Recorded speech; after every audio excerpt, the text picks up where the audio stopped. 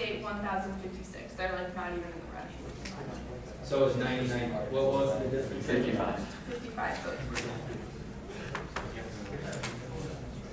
Yeah, the point is that hopefully by the time the three of us are out of here, we've brought some legislation forward so they can begin planning for this migration game. So the sooner we get this figured out, the better, which is why I hesitate to do a blackboard runoff sort of thing. So everyone in favor of a K-State, like remaining K-State?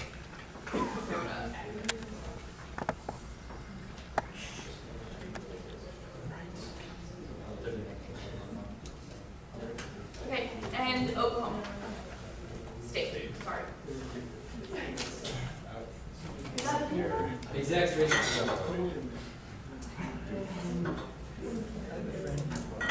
It's unofficial.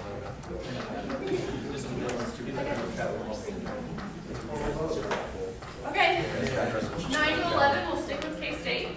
Wait a minute, isn't that too close?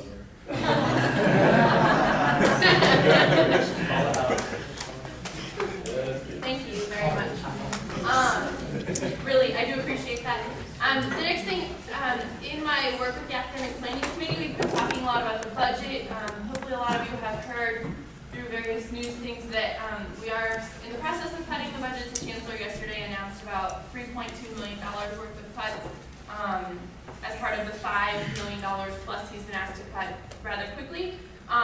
So before things get worse than that $5 million mark, you may be asked to call your state senators or send them an email in the next week or so as they're still figuring things out at the legislature. So you're all on standby. I know you're on spring break, but that doesn't prevent you from sending like a quick email from Cabo or like my office in Omaha. So wherever you are, there's likely going to be emails. So if you get that message, please take it to heart and send that message on to your state senator.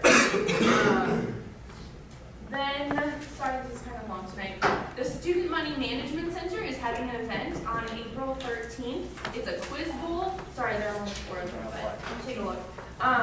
And so there are teams of 4. You can win great prizes. It's a great way to start getting people excited about a program that we've worked really hard for the last year or 2 to make important to students. So if you're free that night, sign up on a team. I'd really like to do it, so I need 3 friends to do it with me.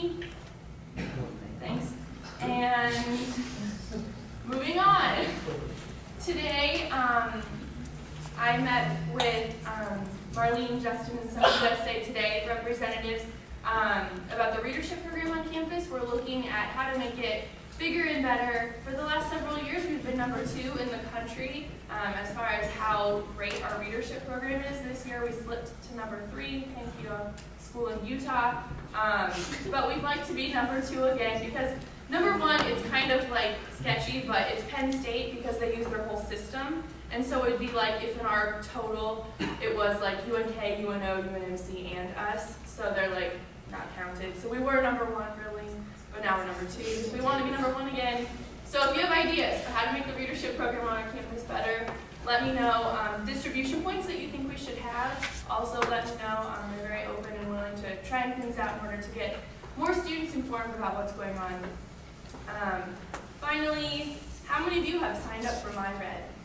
That can. If you can, sign up for MyRed. Okay, has anyone not yet signed up for MyRed? Okay. So you're all covered? Dr. Franco, you've witnessed this. You've got yes, I just have a minor question, like, when is it going to be worth something now? Like, you can't really do it. Well, I'm serious. You can't, so I can tell people to sign up, and they're like, why? It's a good question. Good question, Senator Post. It is worth a lot right now. In fact, $30 million.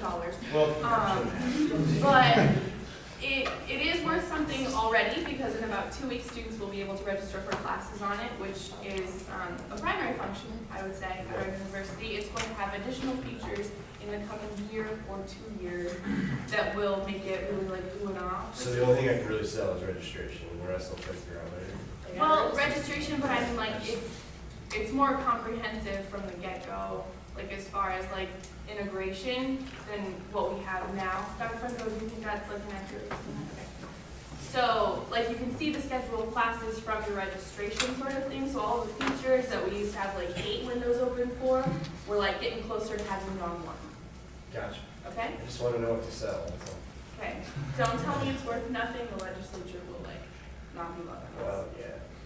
Okay. That's all I've got. Thank you. All right, thank you. We'll move into my report. Just got a few numbers for you on the 3 things that I do and nothing else. So 475 Ride, we sent 23 letters for January. They were all watch list letters. In February, we sent 19 letters, and then an additional 4 people were put on the unfunded list. We're about ready to send out 6 more watch list letters and 5 unfunded. My gut feeling is that typically January and February tend to be a lot higher because people are settling into their routines and they're like they think that they need a ride and they never used the service before. So when those people first like trek into using the service, they don't quite understand it. So upon being contacted, we've actually received a lot better response this time around. People are actually like appreciative, which is an interesting thing to get back from them. So just thought I'd let you guys know, and if you want more details on how appreciative they are, I can give you those. Yeah, thank you. Also, just a 475 right note. Today I signed the bill for February. Do you? I don't know. Okay. All right. So as a comparison, in October I signed one for $19,178.17. This month I signed it for $9,500. That's a $10,000 difference. Like that's huge. Props to Brian and Amanda for making that happen.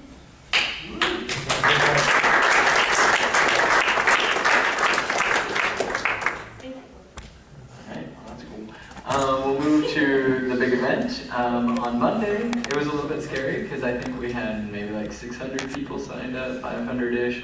And I just checked, and that has about doubled. We have 1,018, and it looks like it's skyrocketing. A lot of the Greek houses don't like to turn in the registrations online. They like to do it by paper, so we're expecting a lot of those to come in. Residence halls are kind of the same way, so it will be interesting to see in the next 2 days how many people come and register, but just know that it would be very appreciated if you did change your logo to the big event. I know many of you in here don't like that idea because you haven't had a profile picture for quite a while, but it would be very much appreciated, and if you don't, then I'll probably be coming back to you potentially the week after spring break because we might be extending the deadline depending on what things are looking like and what kind of response. Like if a lot of people last year were like, oh, we didn't know the deadline was coming up, which is kind of funny, but if it gets us more volunteers, then we might extend the deadline. So just so you know, I will be coming back to you again. With that, Recycle Mania is about ready to end, at least UNL-wise, because we have spring break, and then the week after that is basically the end. It ends on the 27th, I believe. So we fared less well than I had hoped. I guess our numbers with university that we typically get include a lot of things that we can't include in the Recycle Mania competition, such as construction, which is really what pushed us up this year to like a 45%. But as far as like hand or feet on the ground and the average student recycling, we recycle about 1/5 of what we use, which is pretty sad, but I think for the first year is just good to know, and hopefully next year there's still money there to promote this event and a lot of new ideas to really encourage more recycling. So with that concludes my report, unless anybody has any questions. Does anybody have any questions? Okay, perfect. External Vice President Crook. Okay. With that, we'll move to Speaker Thielen. All right. As promised, by the end of the year, Senator Dales and I will be putting forward a bylaw on East Campus about office hours over there. Senator Dales will bring that to you. If any of you have any suggestions between now and Friday, please let me know and what you think would be an adequate amount of time spent over there. I would encourage you to do that. So, The sign-in sheet at the East Campus office hasn't been changed since January. no, I leave it over there just for the sake of saving paper. Okay. And I know we struggled to get over there. We'll have to do that. That's why I'm making a bylaw change. I will probably changing the amount of time after a long conference Senator Jagos, probably an hour a week, but, we'll see how that works. 1 hour a month, excuse me, 1 hour a month, sorry, 1 hour a month.